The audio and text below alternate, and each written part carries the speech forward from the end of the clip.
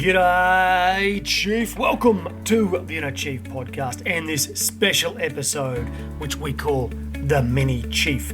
These are short, sharp highlights from our fabulous CEO guests, where you get a 5 to 10 minute snapshot of the highlights from their episode.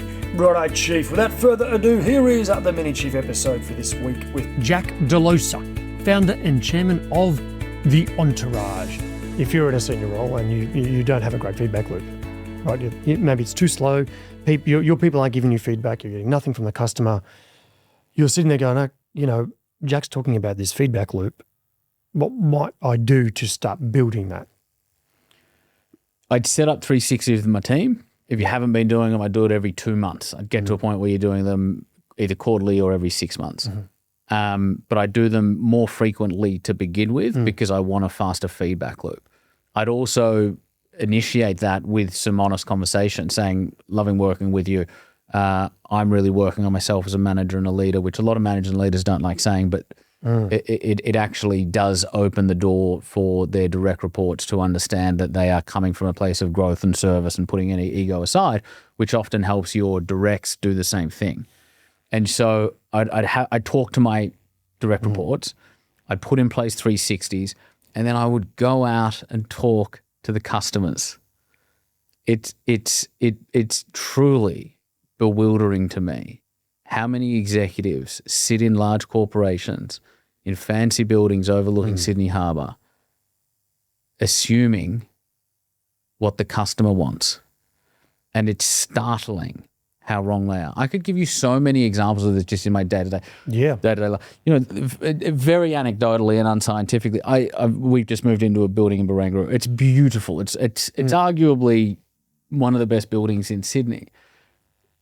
Everything about it is so not intuitive because it's been developed by a large corporation. Everything from swiping into the building to getting up the elevators to how the communal spaces are managed. You can tell it's how the gym is set up. You can you just walk through it. You spend a day there, and nothing here works. The building's beautiful. How it functions is terrible. You can tell every decision has been made by somebody that doesn't understand a gym, doesn't understand what swiping into a building intuitively or with ease looks like, and so. It's a bit of a bugbear of mine because I see it everywhere. And I think that one of the biggest risks for executives and corporations is distance from customer. It's the number one thing that will kill you. And it might kill you slowly. It might be 40 or 50 years in terms of the demise or the decline of a business, probably a little bit faster these days. Engagement with customers, everything, and that's what's beautiful about an entrepreneurial business is there's just no escaping it. You got to be close. There's no passengers. There's no escaping the customer. You are, on sort of on the grindstone every single day, and that's challenging. Yeah. But in terms of feedback loop and rate of improvement, it's amazing. There's this wonderful crossover here where. What can big business learn from small and small learn from business? Yes. Yes. And this connection to customer. Yes. Is absolutely one of them. Huge. Right. I was going to give you another example. Yeah, go, please. Yeah. Oh, mate. And again, very anecdotally, I'm kind of just venting and having a bit of fun now. But let's go. And I won't mention the name, but I'm no, I won't because I actually really like the brand, and I will continue to be a customer of the brand. Hopefully. But I'm a customer to one of the more what would you say kind of prestigious credit card brands. Sure. And one of the benefits of having this particular card is the concierge and the customer service that they offer. And this happened to me just last week. I was in the car and I was calling the concierge, and you come through to a automated voice recording. And the option that I wanted, which must be a pretty common one, I wanted to speak to them about some travel booking, wasn't on the list of options. And they didn't have an option for other or miscellaneous or anything else. And so I couldn't proceed. And so we kind of hit a dead end. I hung up, I called back, And then I gave them a dummy. I chose one of their 4 options, even though it wasn't just to get through, right? Just to get through to somebody. Sure. And then the phone kept disconnecting.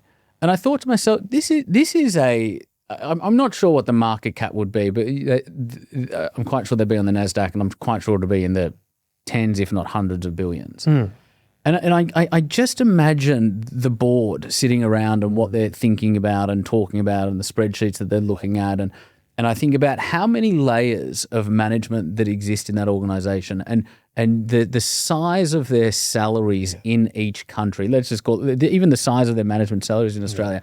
I think about how many layers, how many people, really intelligent, capable people. And then I think, I wonder how many of them have called the customer service line. Because all it would take is one person with any level of decision-making influence to call that line. And again, this is their core value prop of having this card. And so that's what I mean. The disconnect between what goes on in the boardroom and what goes on at the front line is huge. And this is really important, Greg. The quality of a business is the quality of what happens at the front line.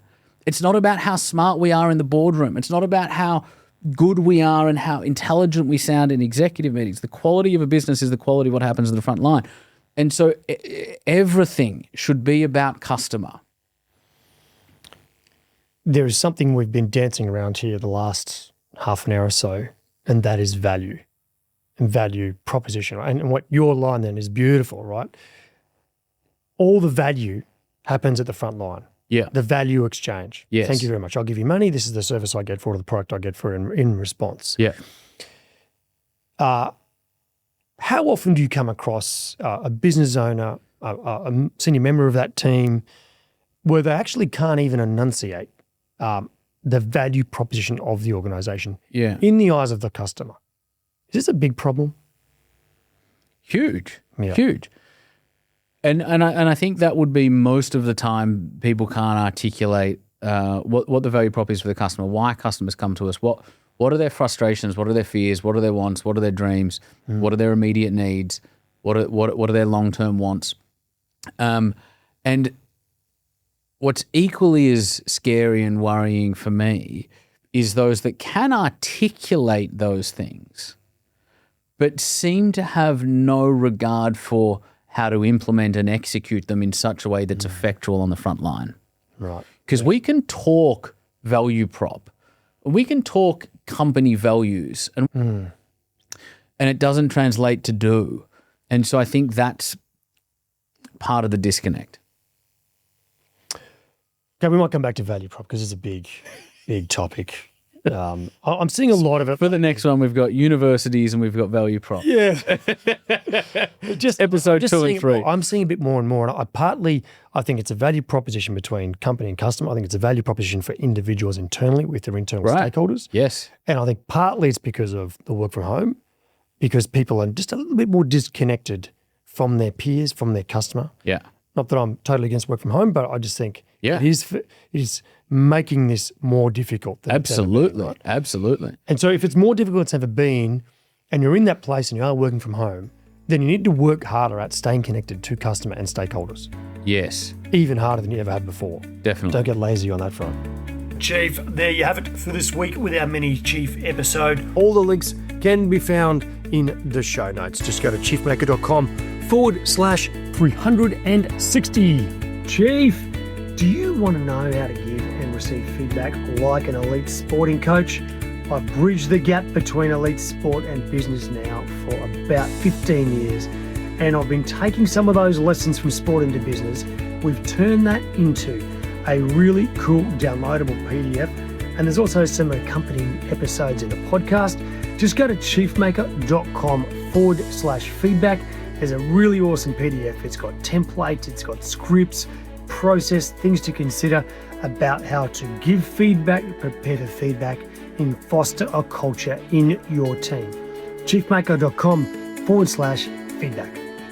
And while you're there, you can subscribe to the podcast and check out all the other great interviews with our chiefs and gurus, as well as all the minisodes by going to chiefmaker.com/listen now.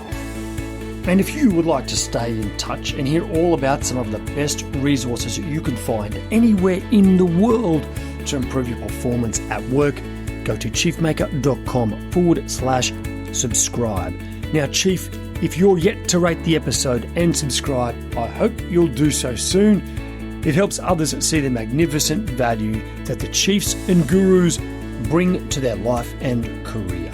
So make sure you hit subscribe on your podcast app now, give it a 5-star rating if you think it's worthy, and leave a short review about your favourite episode. Righto, Chiefs, as always, remember to stay epic.